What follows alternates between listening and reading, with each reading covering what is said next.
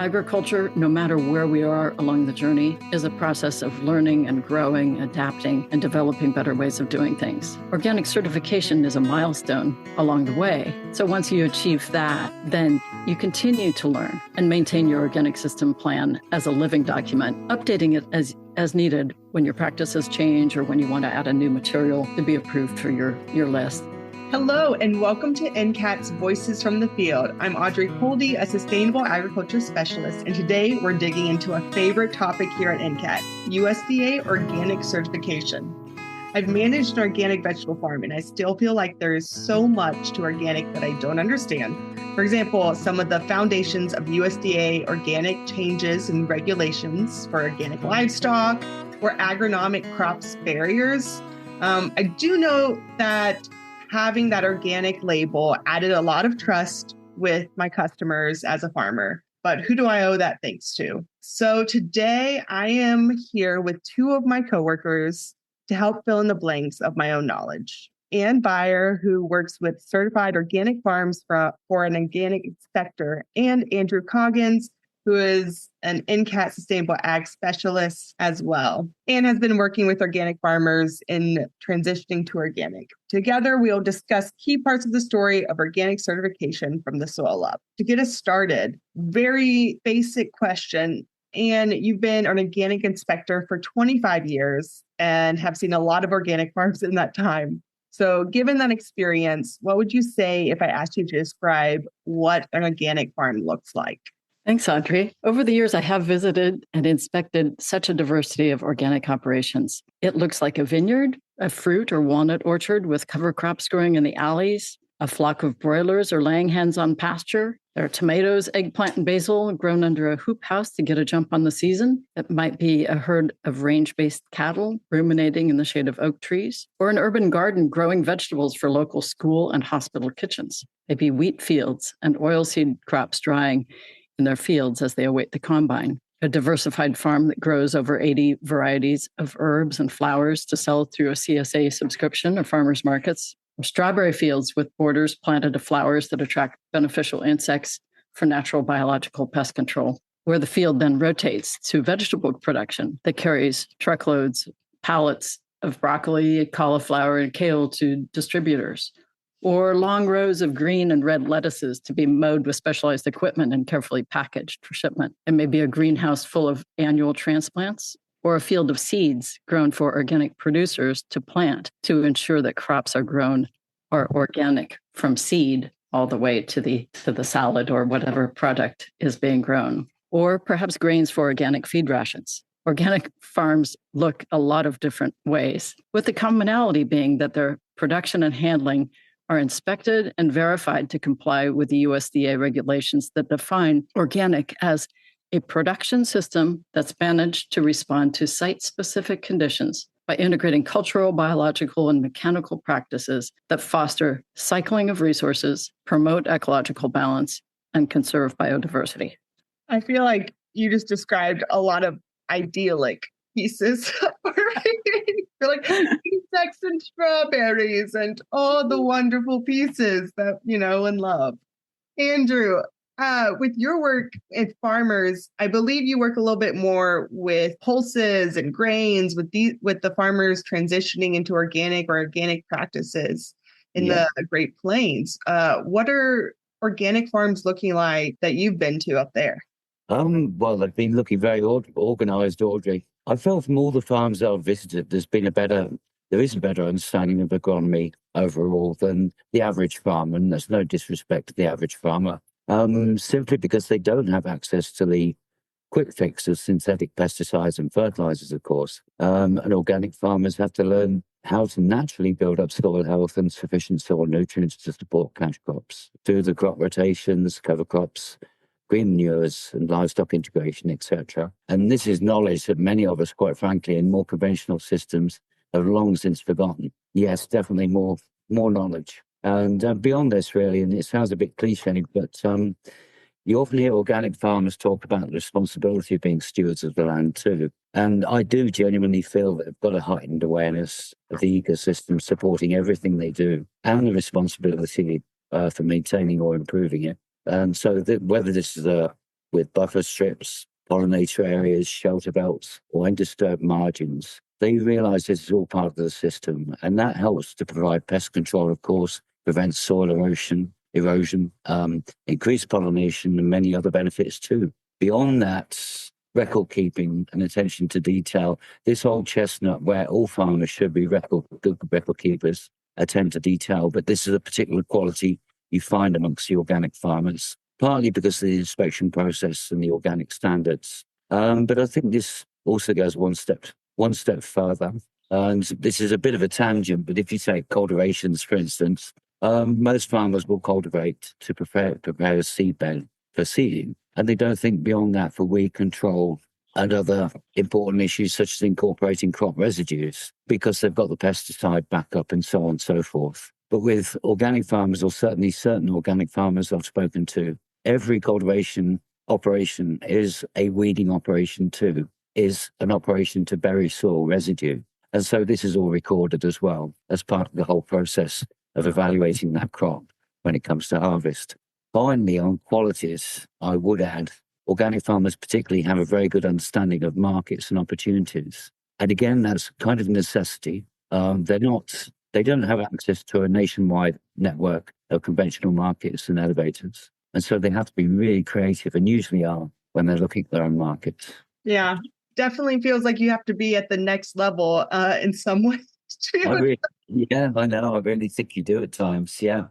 Is it you, Anne, that I think it's someone in the SE Top program that I'm a part of? Well, they'll say you're not organic by negligence, right? Like you're not organic because you didn't spray pesticides. It takes a lot of energy and care to be organic, to have these farms that look idyllic and, these farmers that are so in tune to the market and to what their soil needs takes a lot of energy. That's kind of what we're looking at whenever we're thinking of farmers, but those nuts and bolts, Anne, bring us into what that looks like. What do we find? Who's behind the scenes deciding on these regulations? Right. So the USDA organic regulations came into being with participation from many different people across the organic movement and industry. And participants in that process are found on farms and ranches, but also cities, people working with farm organizations, the agricultural industry, consumer advocates, and just in the last few decades, more with cooperative extension and now government regulatory agencies. So when I first became involved with organic certification, it was from the perspective of my farm operation being inspected. The certifier was one among several, each of which at that time had its own set of standards. The work of many dedicated individuals and over 300,000 public comments that were offered as the USDA rules were being developed. These are all carefully winnowed down into the enduring principles of ecological agriculture into a set of regulations, first at the state level and then later at the federal level to develop the USDA, quote, final rule of organic regulations that came into effect in October of 2002. So now all organic certifiers must be accredited by USDA to verify compliance by certified operations. And the regulations are periodically amended to clarify interpretations of the rule and to work toward greater consistency in organic practices and integrity in the organic certification process. Some of the people involved include, well, there are so many, right? The National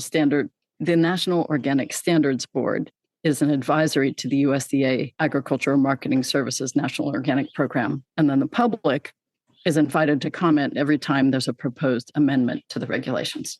Sounds like a bit of red tape, but, creates a long-standing, very established. It's the reason laws have the same systems, right? Like, you have professionals talking about it, then you have the public talking about it and making sure it's fair on all ends, both in experts and in consumers and regular farmers who are going to carry it out, so that's who's behind the wall. And then for most farmers who are looking to be organic, the one thing that they're, really coming into contact with is their certifier and their inspector. What does that process look like? And what's the difference between an inspector and a certifier? Right. You're right. The whole system wouldn't be necessary if each of us was looking into the eyes of the farmer that we were buying things from. But to be practical to facilitate commerce. That's how this got developed in the USDA realm. So the certification process. So I'm an organic inspector in that I'm the person who goes out to the field. I'm given the assignment by the certifier. I go out, I'm the eyes and the ears of the certifier and everyone who's interested in that product being organic. The certification agency has a lot of responsibilities for reviewing and managing the whole process. But the inspector is the one who goes out to the field. The inspector doesn't make the final decision, the certifier does. The steps are outlined in an ATRA publication entitled Organic Certification Process, and also a podcast called Understanding the Organic Certification Process. It's a conversation between another colleague and a certifier. And the USDA website, of course, outlines the steps called 5 Steps to Organic Certification.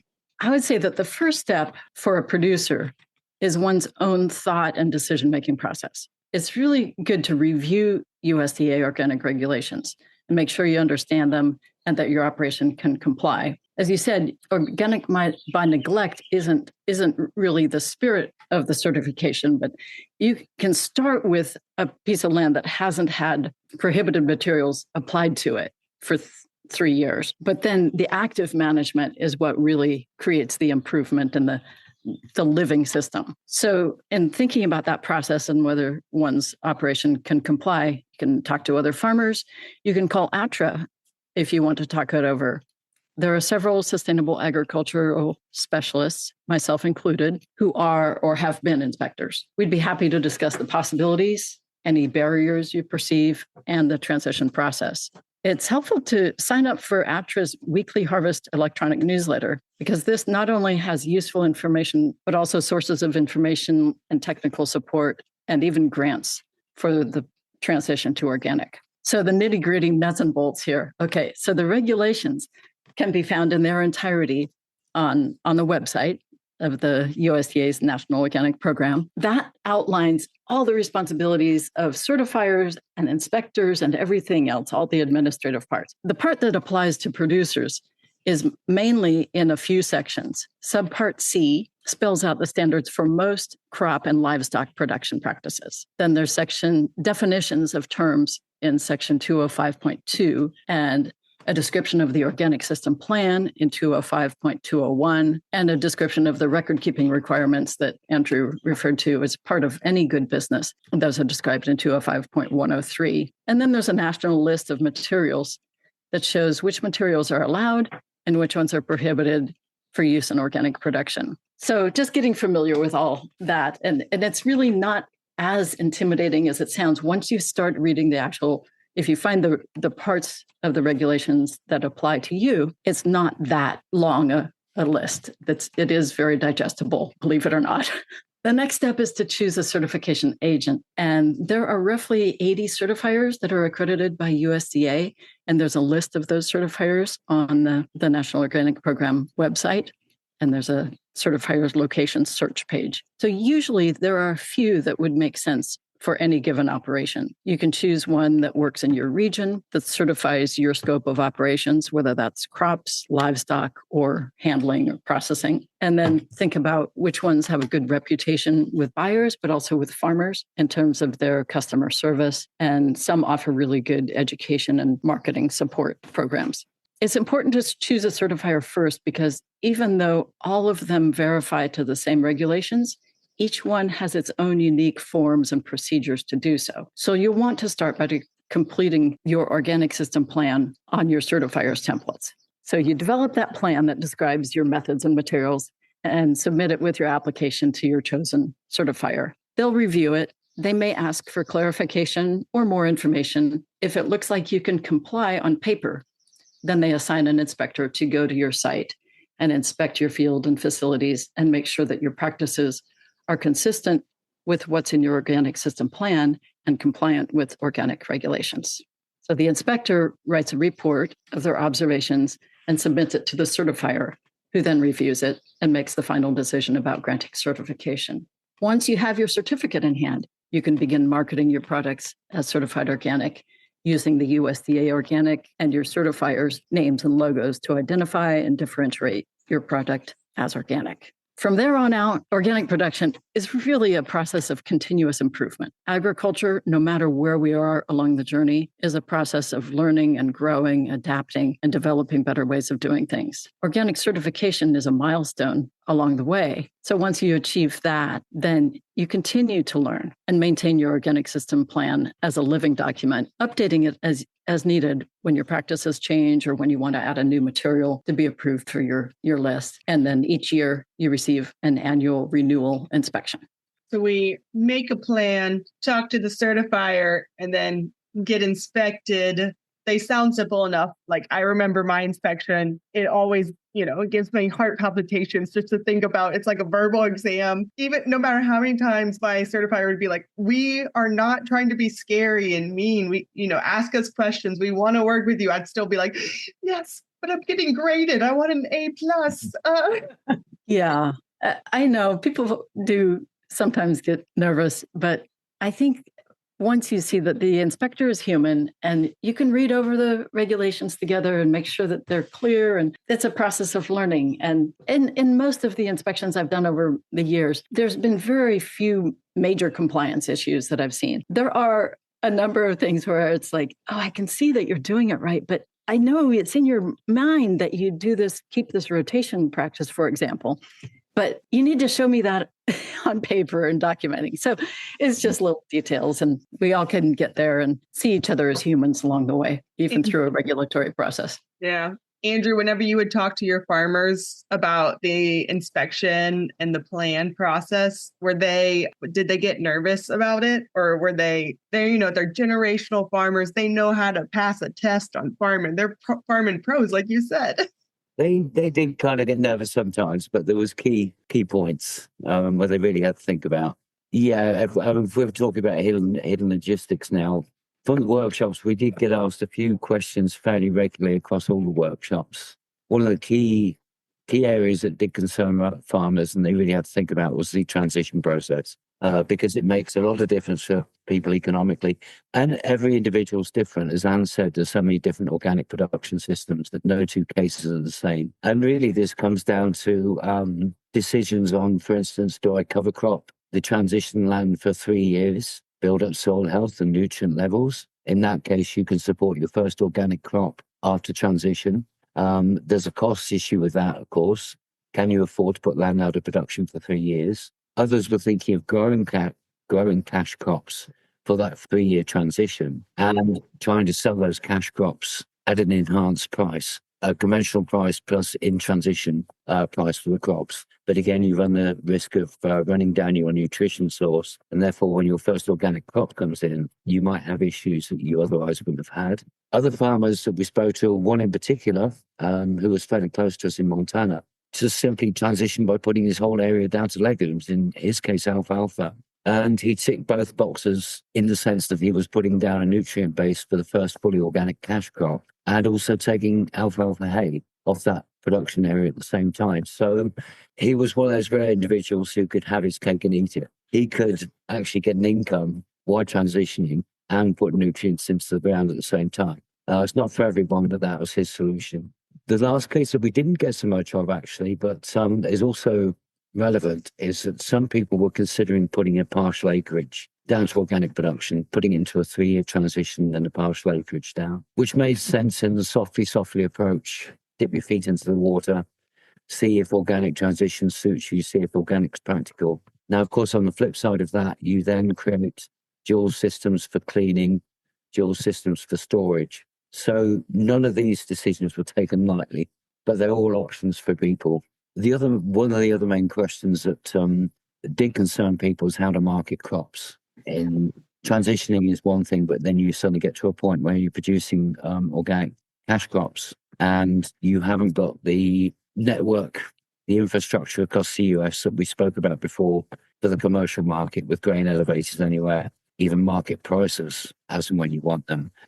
And so that takes a little bit of thought, and it takes thought possibly even before you transition, I feel, to really think about your market. Certainly farmers we spoke to, most of them established organic farmers wouldn't grow a crop before they had a market for it or contract for it. This is certainly getting better in Montana. We have a company called Timeless Seeds. It's got a long pedigree in Montana. with organic lentils and other crops. We now have another company that's formed from some colleagues I know called the Montana Organic Producers Co-op. So there is now sort of more avenues to market organic crops immediately than actually literally going out on your own and finding markets. Because the other thing to consider with, of course, grain crops and big crops, you're dealing with bulk commodities. You're not dealing with a commodity that can necessarily be sold in its entirety at one destination. You're looking at 2 or 3 places or 4 places to place these commodities. So actually having a cooperative and these becoming more popular seems to be the logical approach for many farmers. As long as you're prepared to invest in the collective whole, you might not get the best price as you would get as an individual, but you've got the safety of a co-op to help market crops. And this is being considered by many. So it eases their mind a bit when they go into transition. And the other commonly asked question we often get was about machinery. And we go back to the scenario that there's so many different situations that each person's machinery and machinery replacement policy is going to be different from each other. But if you take, say, the most natural scenario I can think of, if you're coming from a conventional farm, and if you're, say, for instance, in a wheat fallow system, the first things that could go for sale arguably are sprayers and fertilizer spreaders.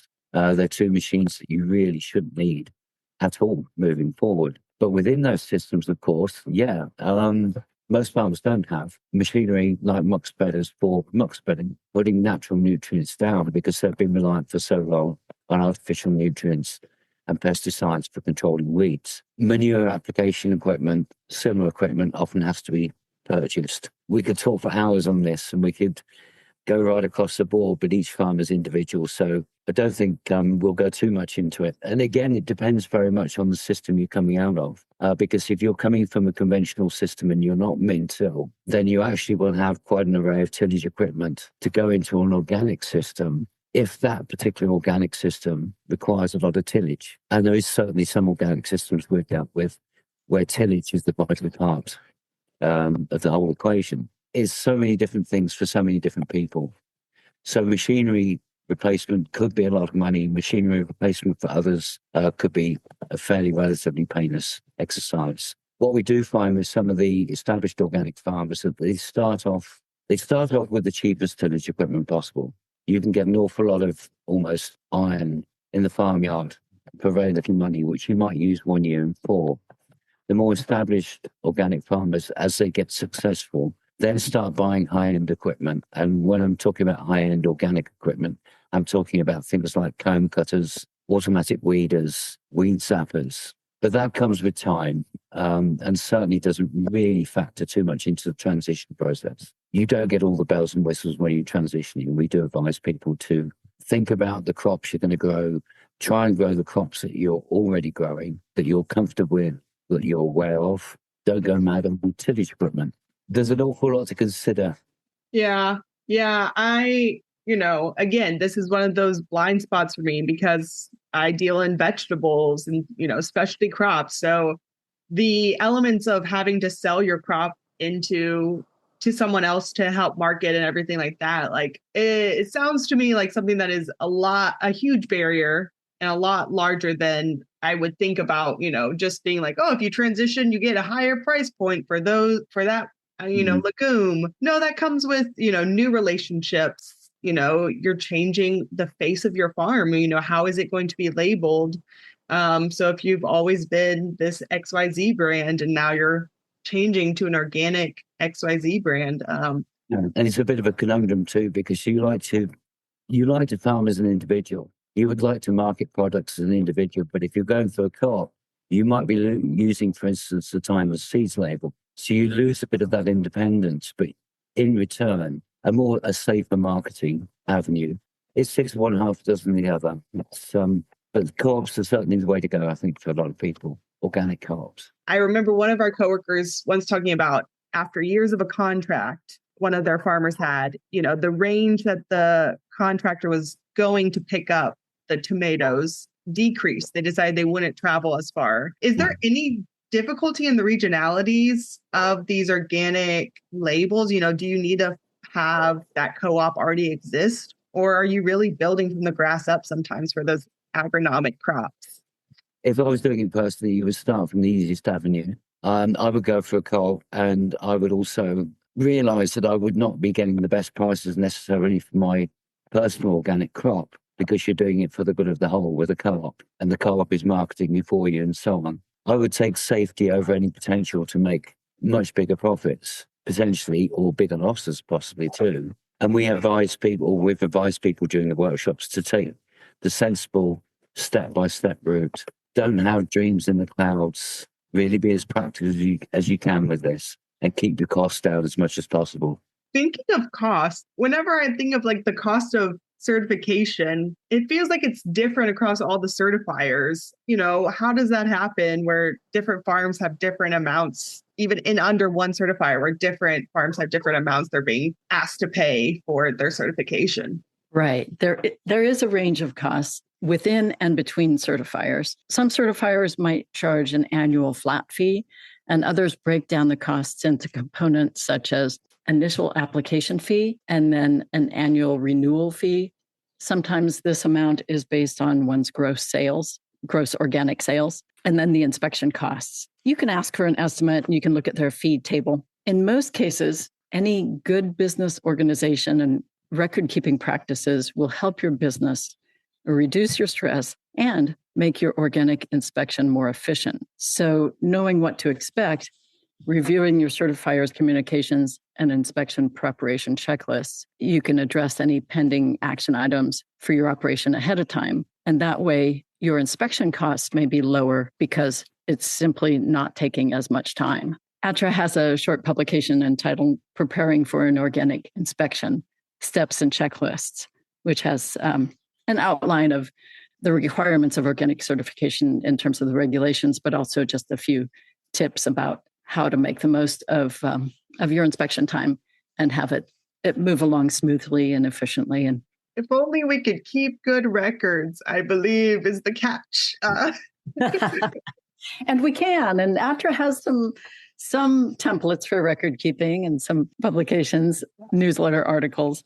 One thing that I find helpful to think about is not only the effort that it takes to keep good records, but the benefit of keeping good records, that it actually does save time and make for a better business. And I've found that in doing organic inspections, there are people who said, well, I started doing this record keeping practice because I had to for certification. But then I found that it really helped our business. For example, there was a bakery that had lot numbers on each batch of flour had a lot number. And they found at one point that their rye bread wasn't rising properly. And they were easily able to track it back to one lot of flour. And once they figured out it was that lot, they were able to solve that very easily. Similar things have happened with dairy operations where they said, I have all these records, but then I started keeping track of my calf health. And by having to do what I needed to do for organic, I could see the patterns more readily. I could see where the problems were, and I could solve the problem much more efficiently. And I know the technology continues to expand for record keeping, as we switch to our phones, AI generated or plans and calendars, it's no longer just Excel sheets or, in paper calendars. It's, you can carry around your phone and input data when you're in the field. Yeah. I always say that with the best way to keep records is by the person who's closest to the activity. Oh, I'll write it down when I get back to the barn. Trust your people in the field, empower them with the resources they need to write things down when and where it's happening. I say the best record keeping system is the one that you will use. Taking the requirements for organic certification and then building on them to make sure that your business is really viable. I was really impressed with this one farmer who had a very small, less than an acre. In the winter, he would sit down and figure out how much money he made per square foot with each crop. Wow. And not everybody will do that, but by doing so, he could figure out that these were the crops he should grow so that he could make a good living. And even though he could grow melons, he should really leave that to the farmer in the next county over who did a really great job of it, because he didn't have the space for that, but he did have space for other things that he liked growing. And so I'm wondering, Anne, as you've seen over the past 25 years, what are those misconceptions that you keep running into about organic? Well, one of the things that when I'm talking with people who aren't in agriculture, the average consumer, when I say I'm an organic inspector, they say, "Oh, do you do a lot of testing?" And testing is part of the USDA organic certification process. There's a certain number of operations need to be tested each year. And of course, if there's any suspicion of drift of contamination from another operation or fraud, then testing is certainly done. But overall, organic certification, it's really a process claim. It's about a system of practices, of methods and materials that are used. It's not that I guarantee that this is completely pesticide free. I'm telling you that I have grown this without pesticides, without prohibited materials, and not just the lack of bad things, but with attention to the regulations say that you need to maintain or improve the soil organic matter. So healthy soil is really at the heart of it. So certification verifies through on-site observations, the production practices, the purchase, the paper trail, purchase and use of materials, and then a meticulous review of the record-keeping systems to be sure that what is being called organic really is organic, that you can trace it through the whole process to the point of final sale and go, yeah, this is the product that has been produced with care to compliance with all the regulations. I think that's an important point you make, and particularly with, say, beef production and, say, grains, where you'll go through a series of processes to get to the end product. All the points in that process have to be organic certified. Right. Yeah. And that is a challenge with respect to livestock production. I've worked quite a bit with beginning farmers in poultry production and also beef. The beef producers, a number of people raised really wonderful organic animals with 100% organic feed and living conditions that are conducive to low stress and general health. But the lack of processing facilities generally and the relative scarcity of processing facilities that are certified organic means that you can raise it organically, but you can't. It's difficult to find a slaughter operation or a cut and wrap that's certified organic. So then the product has to be marketed with some other term because it has to be organic all the way through from production through handling to be called organic. There's something in there that I feel like perhaps our common Joe and Jane, not in the business, might miss. That it's like, this is organic and it's not sprayed, but you don't get to call something organic. I know there's financial limits where it's like if you only make like $6,000, I think it's $5,000. $5,000. Yeah. Thank you. You can still use the word organic, but like you can get in trouble for using that word organic if you're not following all these things because you raised it even with all that care and tending to soil. If at the end of the day, the final step isn't organic, the kill process isn't organic, then guess what? You don't get to use it anymore. And it's heartbreaking I can imagine, like, it must be so heartbreaking to be like, I am doing all the things and I still can't market this as organic for those farmers. Again, back to the markets. If you develop markets so that somebody understands what it is, then they can represent it truthfully and accurately. Yeah, it is so interesting. And with those markets, there is some of that belief sometimes people have. I feel like I've heard it in the wind of like organic won't make as much money because, you don't have the quick fixes of pesticides and herbicides and things like that. Andrew, what is your experience with that whenever you're working with these farmers? How are you seeing that profitability really play out in the organic system, food system? Again, we get so many variations on a theme. From what I've seen, organic farms and ranches really have the potential to be as profitable as conventional farms and ranches. But of course, every farm and ranch is different, whether organic or conventional. So I don't think there's a definitive statement I can make there, but it has the potential, certainly. As I say, I think a fair statement is that both systems can be profitable, in all honesty. And proof really of that is organic farms and ranches that have been in business for many years. They've obviously been profitable because they're obviously still in business. And of course, both systems, unfortunately, can potentially make a loss as well. So it's really, I really don't like comparing an organic system with a conventional system in that sense, because conventional systems could be just about eking out their profit. When you look at input costs, when you look at fertilizer, when you look at pesticides and machinery costs for both, there are many conventional systems that are just, I feel, hanging on. So it's probably not too much of a good comparison to make. And of course, profitability in dollar terms is really directly related to your individual production costs, and perhaps most importantly of all, your break-even point. And we go back again to the conversation we had before about keeping accurate records and knowing what your own break-even point is for the cost of production. And that can vary between, as I say, between conventional farms. It can vary between organic farms. Say a rule of thumb of producing half the yield organically of a conventional yield. Theoretically, you need to get twice as much money for that product, but it doesn't work like that at all. You could be a third the production of a conventional neighbor and still be on the same break-even point. You could be 2/3 the production, or need to be 2/3 the production of a conventional neighbor. It depends on his economics or her economics just as much as your own. Really, I think the honest answer is look at your own break-even point, keep good records, look at your own operation, don't worry about what other operations are doing for profitability.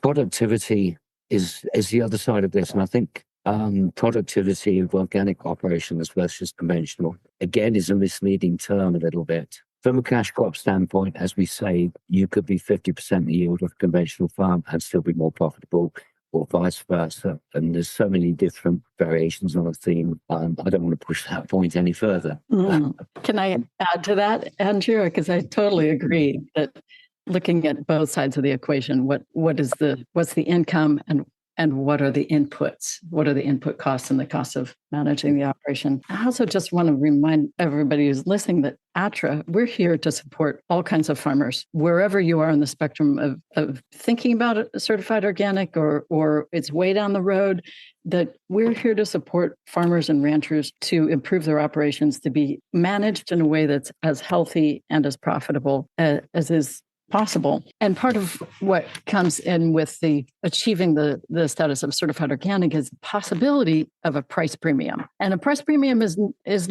rarely guaranteed, but it does exist, and that means getting paid more for an organic product than you would if it were not certified organic. And I think that there's the recent study by the Organic Trade Association that shows that the consumer, amid all the various label claims that are out there and the choices that consumers have, USDA organic is still very much a trusted label. Consumers have confidence in this label. And I think when we're developing our whole farm plan, organic system plan, and our marketing plan, we try to represent it in a way that's truthful and transparent and honest, that complies with the legal definition, but also any certification requirements, as a way to tell consumers or customers that what they buy is good quality, that it's different than not certified. And part of that conversation is not only that it's a really good product, but it has additional value, that the price premium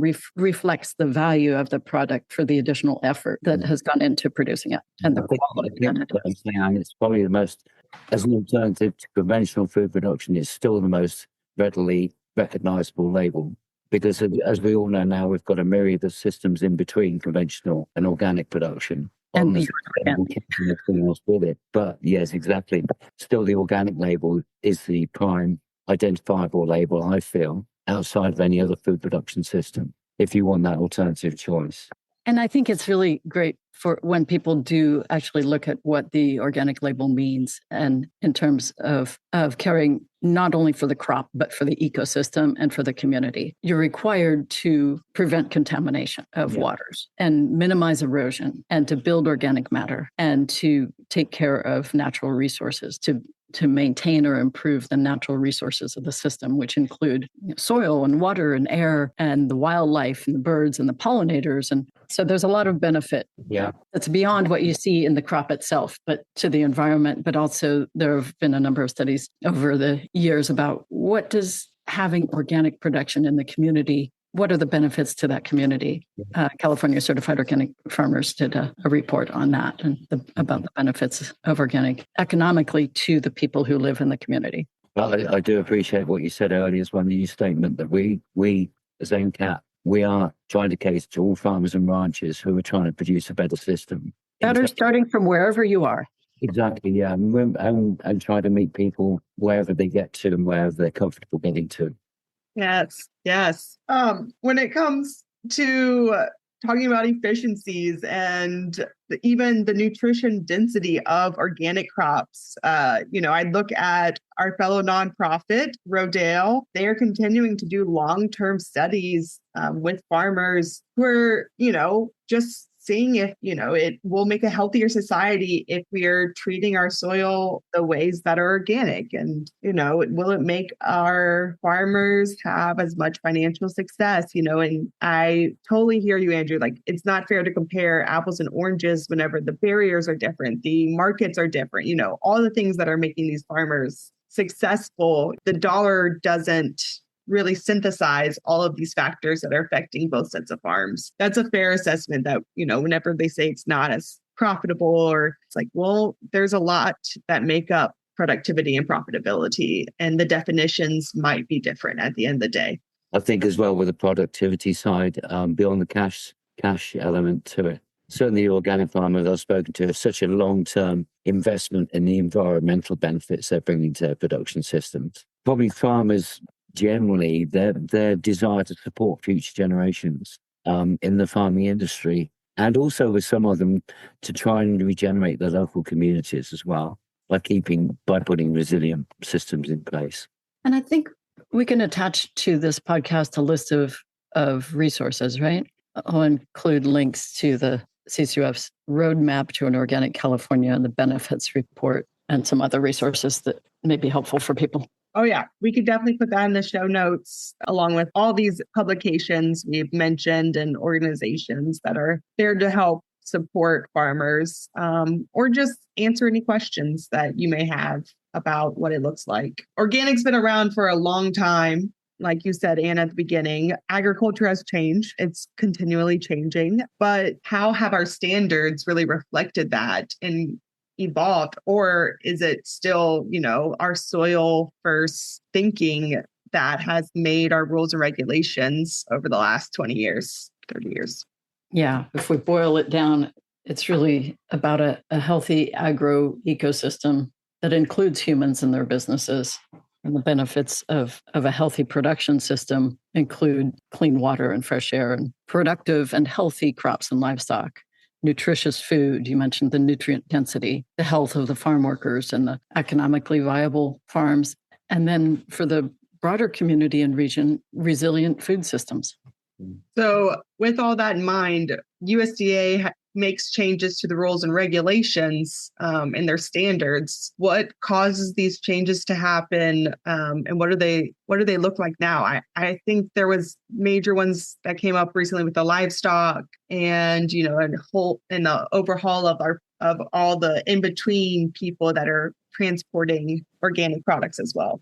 Right. I think you're referring to the strengthening organic enforcement with respect to the various transactions and documenting those, and also the organic livestock and poultry standard. And I think what prompted that was that we're observing at times different kinds of operations wanting to claim organic status it's not being practiced consistently. And so then you have to go back and say, when it was originally written, the organic standards, I think of them as being very qualitative.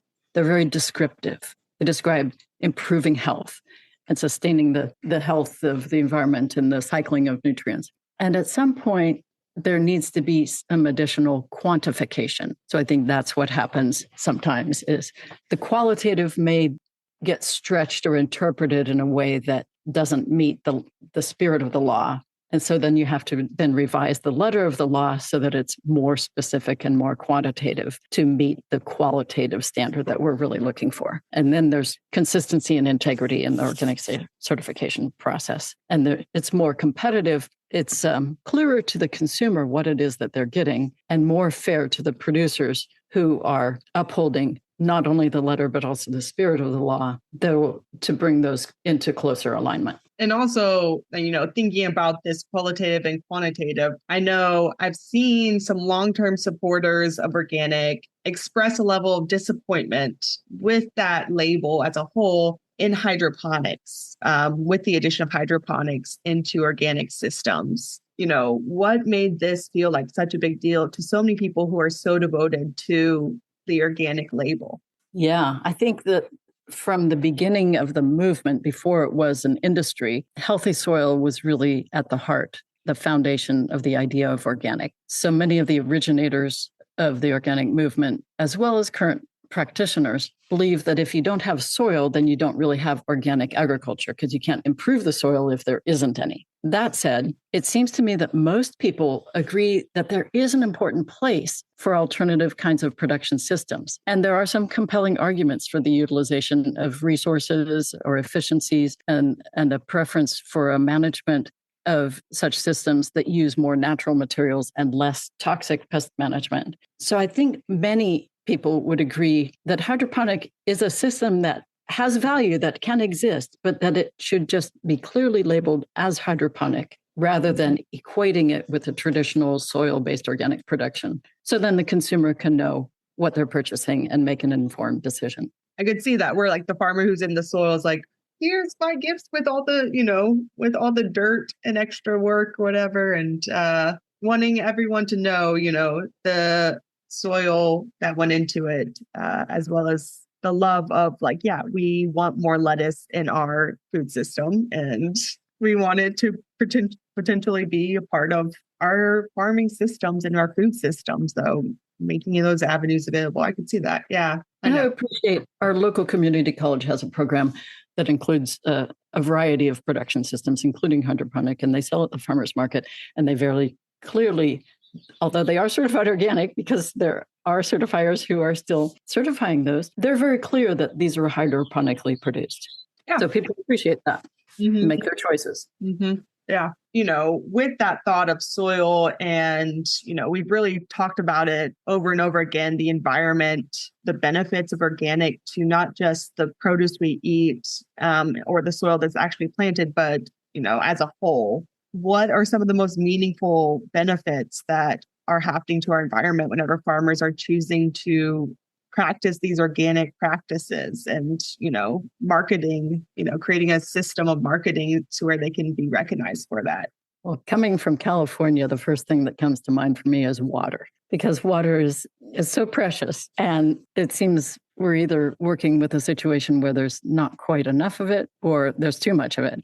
And having a healthy soil helps in both instances. I've seen driving across the Central Valley in the early spring, the almond orchards and the other fruit and nut crops, where there are cover crops, the water is soaking in. The water is going into the soil, into the aquifer, and being stored there. Where there are no cover crops, the soil has been compacted. It doesn't soak in. And so then it causes terrible problems. It floods, but it also carries the soil with it, and they have soil erosion and flooding. And then you don't have the benefit of that water sinking into the soil, replenishing the aquifer that we all rely on for our drinking water. So it's about more than the farm.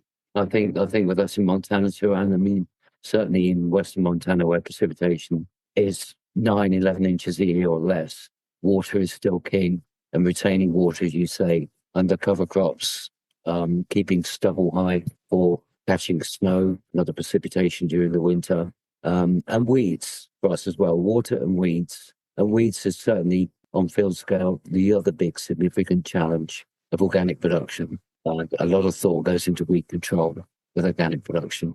But water, yes, as you say, water is the other major factor. And it goes beyond farming, as you say. It's water retention, it's water draining down into the aquifers, and part of the whole system. And it's about quantity and also about quality. And when we're drawing from that aquifer for drinking water, nitrates are useful fertilizer, but they're bad for us when they're in the drinking water. Yeah, I think that continues to go with your water filtrating down and us drinking it. I think that continues to be a part of community mindset of the organic systems and organic farmers. Andrew, what do you think of that sense of community, that is within organic farming world? How would you describe that? Well, I've been very honoured to be amongst several communities across five states in the past couple of years, but probably talking about Montana because it's the one I've been involved with the most. And certainly at the annual conference, the MOA conference, the Montana Organic Association, the sense of community, you can just see it, it's very strong when everyone gets together. I must say, we've also through the workshop strengthened ties with other organic communities in Wyoming, Nebraska, South Dakota and North Dakota. So that's been a good experience, but certainly the MOA conference is when everyone can get together as a community. They're really supportive of each other, really supportive. They're very much individual people though. So even within a supportive community, there's going to be differences between them on how the National Organic Program should be run, what should be on the OMRI list, for instance, of permitted materials, what shouldn't be on.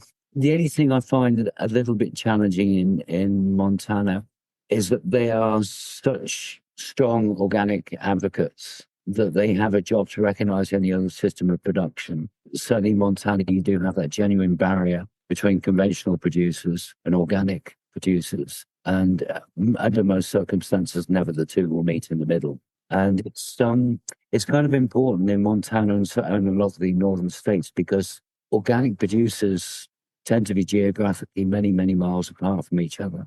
And so they can't always get together as a big group. They have to work with neighbors who are either conventional or in some sort of transition system or even a sustainable system, whatever that word sustainable means. And so I think there's got to be, and this is no disrespect to anyone, I think there's got to be a genuine softening of attitudes a little bit, an understanding of how other systems work.